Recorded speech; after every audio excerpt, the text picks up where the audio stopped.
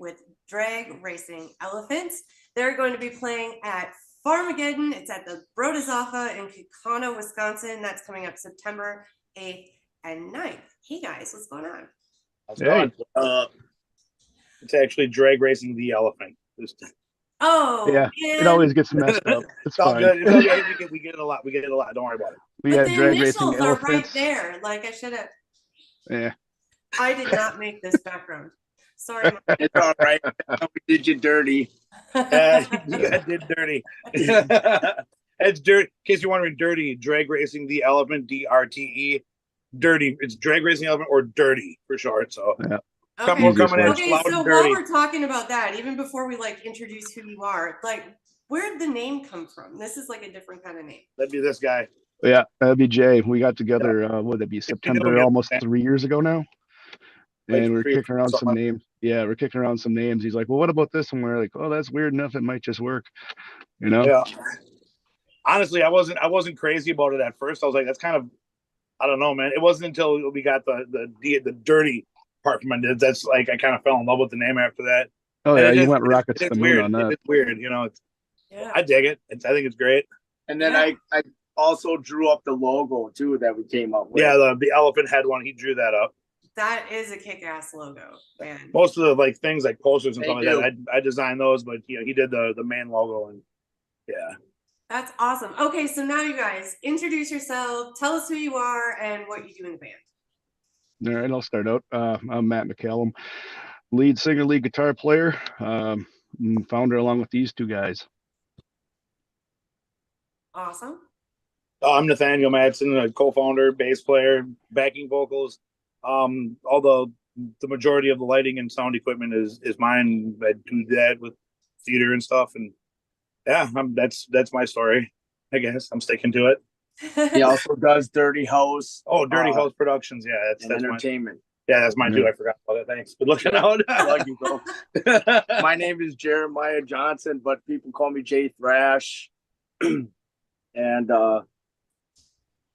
he plays drums. Oh yeah, I play drums and do vocals. There's kind of a story. I'll let you do your thing with that, but it's kind of a story about everything. Yeah. So I don't want to go. We're missing a member right now too. Yeah. Jake Miller. Yes. Yeah, we're missing Jake. Miller. Yep. And then right now, I mean, Jay plays guitar. drums, but we've been using another guy too. That's part of the whole story of the thing. Wait for the book. It'll be in the book. So yeah. Let's go into the story. Let's hear that. All right. So that's when he comes back. Yeah, he's back for that. So I was the drummer and the vocalist for a long time. Then I started getting some trouble and going to jail. And I thought I was going away for a long time. So I called Bug here, Nathaniel. My nickname is Bug, by the way. And said, hey, bro, you guys got to find another drummer. I don't know like what's going to happen, but I want you guys to keep going. You know, if you guys can record this album, fucking awesome, dude, then just keep on going. And then I got out and they had Alan, which was a good pick because he's also one of my friends, Alan Greenberg, who also played in A Coup de Gras. Yep. So he's been playing with them, and now that I'm out and kind of been getting back and forth with these guys and trying to like help move merch and give these guys a little break on a stage, jump up and sing a couple songs so they can take a little break and play their instruments and get into it a little more. But and now I think I might be back because we don't know. We gotta have some conversations, but yeah, things are kind of in flux. We're figuring it out. Well, that's awesome. You're definitely a part of the crew. There's no doubt about that. It sounds like a good strategy. So awesome. And we just kind of wing it. Yeah, it's the same thing we've been doing since birth. Yeah, winging it. Winging it. So speaking of strategy at Austin Entertainment Management, our theme this year is vision. So the question is, what is your vision for your music creations? That's a good question. I mean, from where I sit right now, again, the biggest push that we've been talking about doing and wanting to get doing is getting this stuff committed to an actual recording of some sort. Because you listen to the recording and it's like the idealized version of a song, and then you hear it live and it's going to be raw and whatever it is. But it's still nice to have that reference for people because they can't really sing along if they haven't heard it a few times, So that's Right. for me, that's the biggest thing. I want to get this stuff committed to some sort of recording and maybe keep going. Well, definitely keep going and try to get more done after that. But for right now, that's the big thing. That's what I want to see happen. Awesome. I do too. For mostly, yeah. My personal vision is I've been doing music and show business. I think like literally my whole life. I do theater and all that stuff too. And I was actually out of the music scene for 13, 14 years and went back to college, and I got into theater. I was doing that for a while and wanted to get back into music and met these. Well, I knew Matt for a while at Jay, and those guys were talking about starting a band, and Matt and I were talking about starting. We just kind of came together, and I guess my whole thing is again, me personally, it's like, well, I'm back in the scene, and I'm getting older. I got kids, that kind of thing, and this is like this is my headlining performance, pretty much. It's all or nothing this time. Yeah. I'm going all the way with it, or I'm gonna just find a job. Type of thing. Okay, I'm right there with you. Love that. Right. Okay. Glad I'm not alone. I thought I was for the longest time. I thought it was crazy. So, Great vision, you guys. That's amazing. Okay, so tell me a little bit more. Like, you guys are working on recording all of that stuff. Where do you guys record? Like, what are you guys doing right now? So we're the do-it-yourself guys to the maximum. We've been through so many different places where we've rehearsed and tried to get in recording places, and it's hard to book times. Not hard to book times with a studio, but hard to get times with all the players involved. So really we've approached it from, well, we have most of the gear to do this. We have the knowledge, and where we don't have it, we know a few people that can stick in there with us and do it. We've got an absolutely wonderful audio engineer named Joe, who's been coming by and helping us tweak all of our first live sound, and now we're getting again into the recording, but we're doing that ourselves. Yeah, completely independent. We're not going through anybody. We're recording. We got like Matt said, we got the stuff to do it, and we got the knowledge. Well, those guys do when it comes to sound. I'm more of a light guy, but we're just doing it ourselves. So going in and getting it done, and yeah. I mean, it's so easy to do it that way now versus, right. When we first started, I mean, Nat was alluding to this before, but we all had very similar paths where we played the scene when we were our younger years, a big gap of like somewhat about a decade, give or take, per member. And then all of us got to the itch and we're like, oh, we need to do this again. Yeah, kind of found the same people that wanted the same things and got together. It was wild. Yeah, it was like crazy how it worked out. Originally, like, we're all the same age, dude. That's what it is. Roughly. You're older than me. It's like what, like single digits, I think. That's one thing I was telling the guys one time at a show. I was like, I really like showing up with these guys that are younger bands. And like everybody's like new players always know, like they learn the little secrets, like, oh, you mean we can turn the lights off? And they got other things going on, right? I remember the first shows I played 20 years ago. Like, we were just so eager to play that we didn't even care what happened. We were playing with the lights on.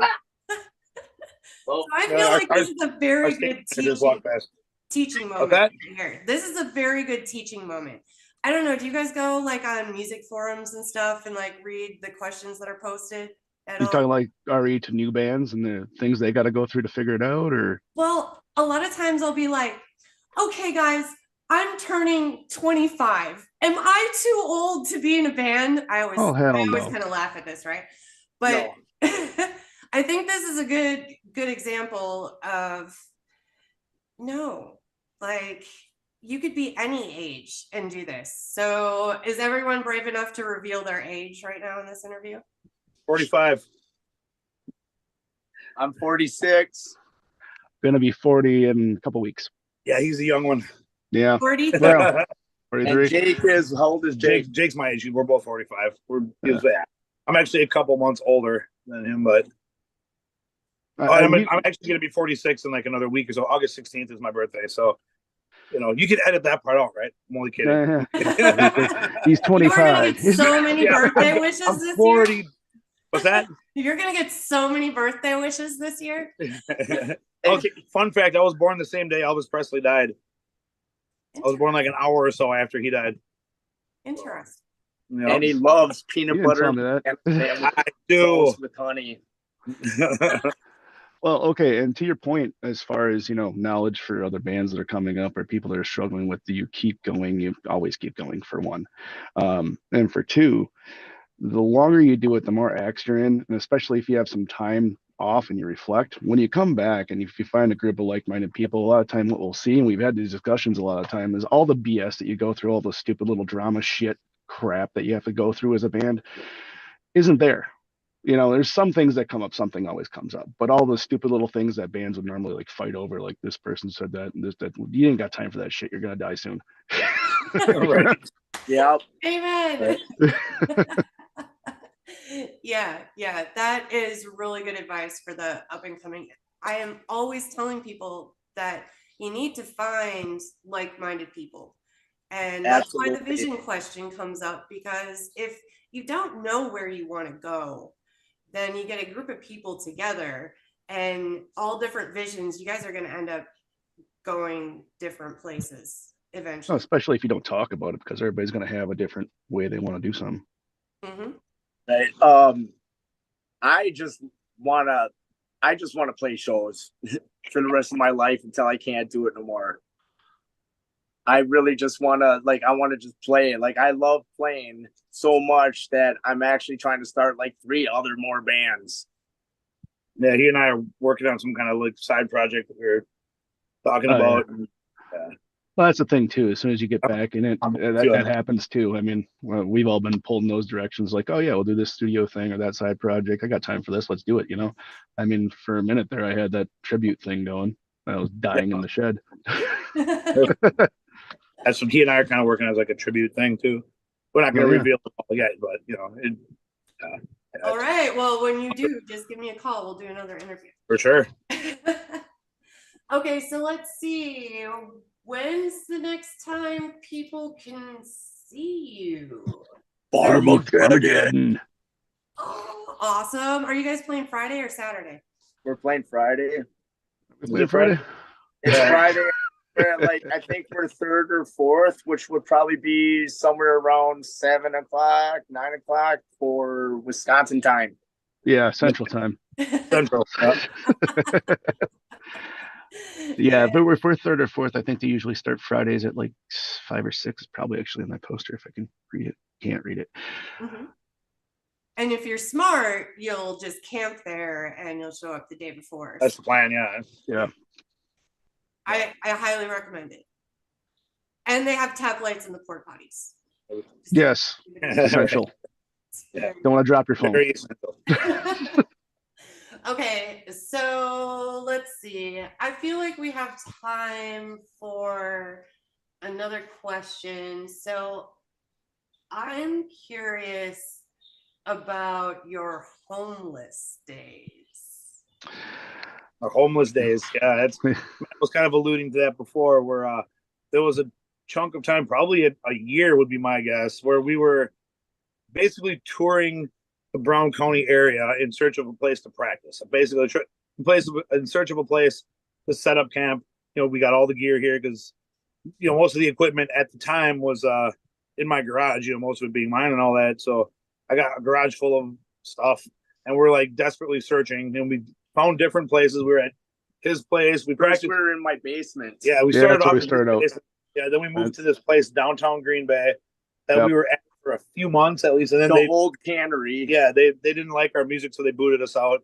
And then we went to we went to a guy who was lead storage singer unit with a loft. Yeah, basically a storage unit with a loft. Yeah, dude who was trying out. We're not trying out, but was our lead singer for a while. It was his place, and then we kind of moved out of there. And I think we ended up a smaller storage unit. Yeah. So when we were in that one, it was like size of a decent sized closet where a shitload of equipment got stolen. Yeah, it was a damn fucking shoebox. we had one storage unit, a small one that we rented in. It was probably I want to say like 10 by 12, I think. Yeah. And then a smaller one that we were storing all the equipment in.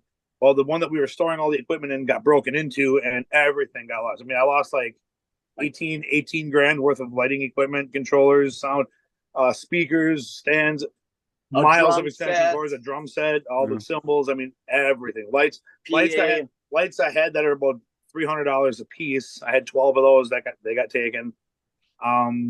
It was yeah, no, not 12. I had 9. I'm sorry, not 12. But yeah, it all got taken. So basically, we're like, okay, we're back at square one, you know. Yeah. And at least we had our instruments and stuff. But the following winter, I ended up meeting a DJ from Green Bay that was actually liquidating his entire everything because he wanted to move. So I ended up getting all LED lights. I mean, I pretty much rebuilt the whole system overnight for way cheap. And that was like, I was scared for a couple of days. I kept looking out the window thinking I was going to get busted, like buying stolen merchandise or something. But a bunch of time went by. It's legit. And we got flamethrowers now too. And I'm pretty jazzed about that. Well, I mean, yeah, that whole year after that shit got stolen, we went on a real, we went on a real big gearitis spree and bought as much as we could to get back everything we had. But in the meantime, while we were touring, while we were doing that, then we ended up going back to Jay's house and trying to do some recording there. And by the way, Jay's house is a 4 apartment complex. Yeah. So we were there the first time and the second time. We did this for like over a year each time. Yeah. Drove the niggas nuts. Well, we tried to soundproof the piss out of your place, but it just didn't happen. It's so old. I mean, the place was so we did that for a while, and then we practiced at my place. I live in a mobile home. Yep, we did that for a little bit. In my bedroom, this room. The room we're in right now. Yeah, we practiced in there. We actually did our pre-show practice for the first Farmageddon. That's right. Yeah. I remember I was sick as a dog, and I thought I was going to die. And then after that, we were both getting really fed up with. Well, we're all getting really fed up with being a transient band and not having a home. Bouncing around. So I basically said, fuck it, and leased a storage unit, which is, instead of like the ones where they're Maxies where they're chained together, this one's its own building, has heat, its own power, everything. Yeah. So we've got our own space to do whatever the hell we want with. And that's where we're rehearsing, pre-staging when we do, live sound stuff where we practice with that. That's where we do our recording. That's where we do everything. Yeah. And that's been our permanent home now for about, a year and a half? Give or take. After Farm Stock, bringing all the equipment back in here, Jay and I have actually been kind of like remodeling the place. We got the stage in a different spot. Now we're kind of like, that's what's cool. It's kind of like, in theater, it's like a black box. You know what I'm talking about, right? It's like a big empty room where you can put the stage anywhere you want. You can set up anyway. That's kind of how it is there. So we're trying something different with the stage and the lighting system, and it's cool because we get to experiment a lot. Get to play around. It's don't like let's move this over here then. Sure, moving one section of that takes most of the day because it's stage and lights and everything's got to come down, but it's worth it. Move and reconfigure everything. But what we ended up doing, we got in that spot. We got so we had an appetite for having a bigger space to walk around in because it was all postage stamps. Yeah. Before that, so we ended up building up a stage with a riser and everything just to go, okay, so if we're gonna practice, we're gonna practice legit, like if we have a show, so then we know how to use the space, practice on when we have it. Man, I can't even believe that the mystery question that you guys chose is so freaking perfect for your band. Oh, really? Because was that number 42? Was that the one? Yeah, number 42. Yeah, because I picked no that way. right. 42 is one of my favorite books is Hitchhiker's Guide to the Galaxy. So 42 is the answer to life, the universe, and everything. So that's why I picked that. I had no idea what the question. I just picked it. It's like 42. That's the number I always choose. 42. If I was asking anyone this question, man, I would want to hear your answer. Like, oh shit, so this is gonna be here good. is the question. I'm ready. You're going to see a show, okay? What is something that someone does at the show that makes it memorable for you? Stage dive. Does it like anybody or one of us? No, like if you're going to any show, it could be like a big, huge, like, you're going to see Iron Maiden or something like that. Or like, you're just going to a local show and somebody does something besides just stand there with their instrument. Oh, are you talking about the performance or somebody in the crowd? Or both? Anything, I'm guessing anything. So something that would make it Kind It, of memorable. it really could be anything because Oh the my crowd God. could be kind of boring sometimes too. So I I threw don't know an about axe that. through the crowd. Yeah, he threw an axe through a crowd once. Just at farm stock, I threw an axe through the crowd. Or at That was the pretty memorable. They The didn't foam know axe, it was man. rubber. It looks real. It was fake. Yeah, Oh, It parted the crowd. Yeah. For that's me, that's a good question. I don't know. It would. I've got kind of a Goddamn, cop out I answer, guess- but not really because I think we've all been there. Yeah, If it's on I mean, it's stage a- or if it's off stage, if it's somebody in the crowd or whatever, it's whatever makes me do a triple take right.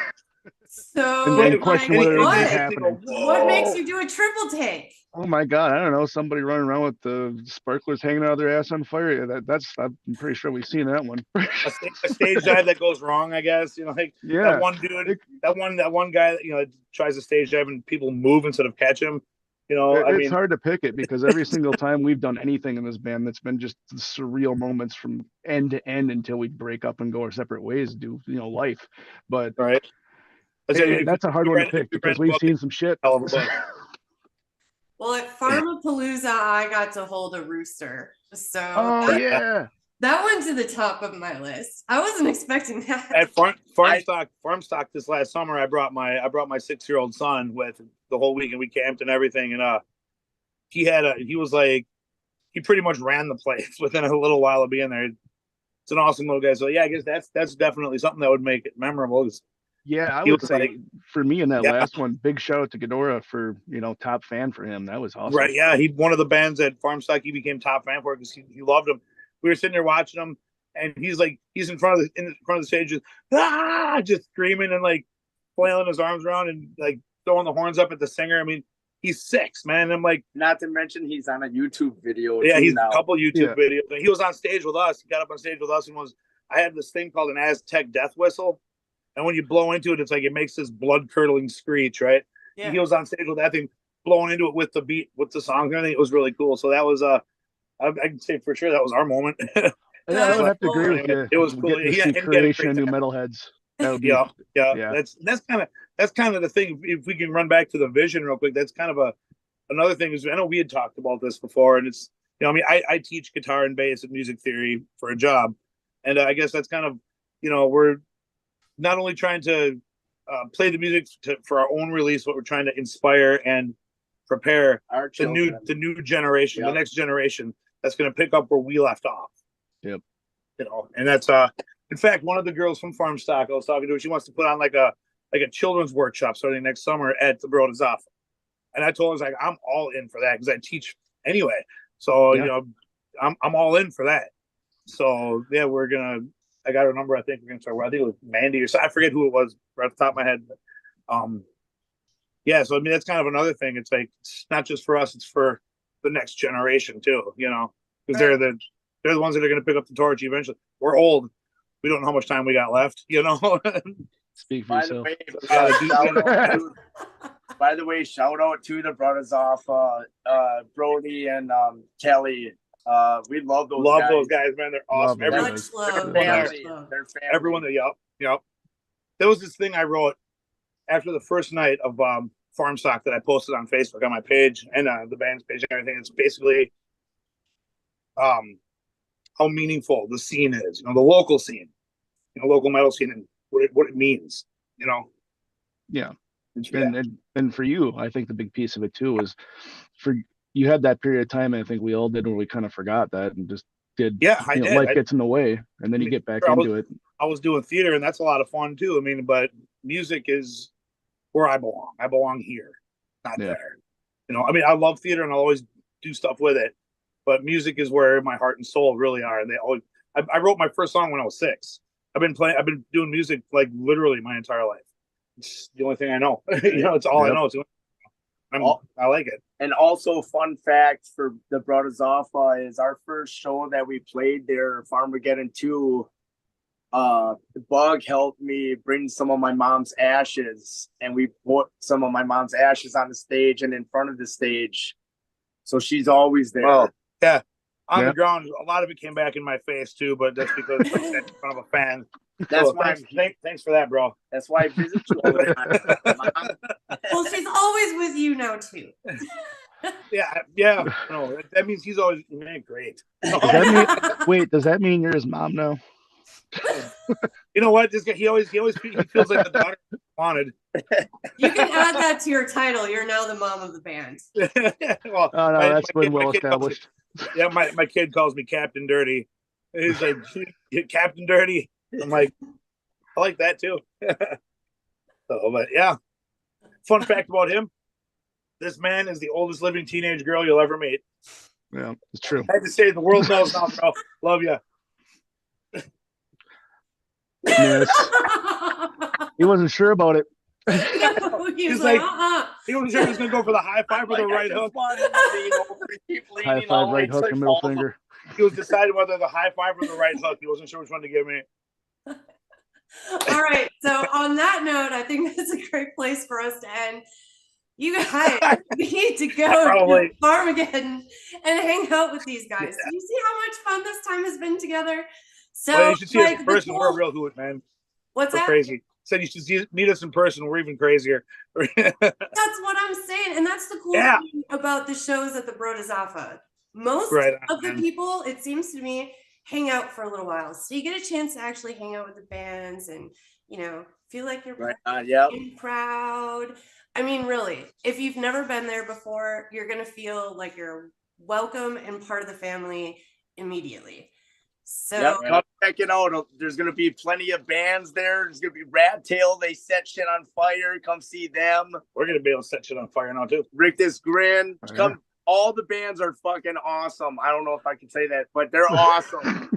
What's going we're on the not on internet? like regular television. We're on Yeah, the this ain't so TV, that's dude. like Oh, okay. Shit. Yeah, I'm Carlin's old. words are not off Yeah, limits. watch your You're fine. fucking language, dude. Can you blur?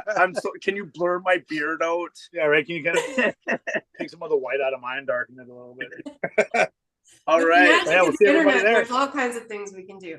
All But right. all right, you guys, everyone, check out Farmageddon if you're in Support local music. Wisconsin, around Kaukauna, and Yep. that's going to be September 8th and 9th. Thanks, guys, so much for hanging out thank with you. me. And before we go, where can people find you? What's a good spot for them to go? Well, right now we got a Facebook page, Instagram. We're working on a website. Twitter, but I'm never Not on Twitter. Drake the Elephant. Instagram. Drake Racing the Elephant on Facebook. And you Dirty search, House and Entertainment Yeah, on Dirty- Facebook. Dirty House Productions on Facebook is another one. One good one for anybody that's just looking to give a listen and isn't into all the socials. SoundCloud, we maintain what we're currently doing for the album there. So it's all rough mixes as we do them until they're landed finals. So if anybody wants to follow the progression, to search for Drag Racing the Elephant on SoundCloud. You see my big ugly mug with a mohawk. You found the right place. You can also hear us on Facebook. If you go on the page and look up our videos, there's plenty of videos of us playing shows and at our practice spots when we first Yeah. started. Yeah. Cool. Yeah, you'll Awesome. definitely be able to see all of it. So And on Love it. YouTube. Website is on the way eventually. We'll get one out soon. I think. All yeah, I right. know it's on me. Well, yeah. Well, it's on all of us, man. We all got to, you're just the guy who knows how to make it. Uh-huh. You're just, yeah. So, anyway, All right, guys. Well, I really appreciate your time hanging out with me today. I'm Heidel Lynn with Austin Entertainment Management, and say goodbye to Drag Racing the Elephant.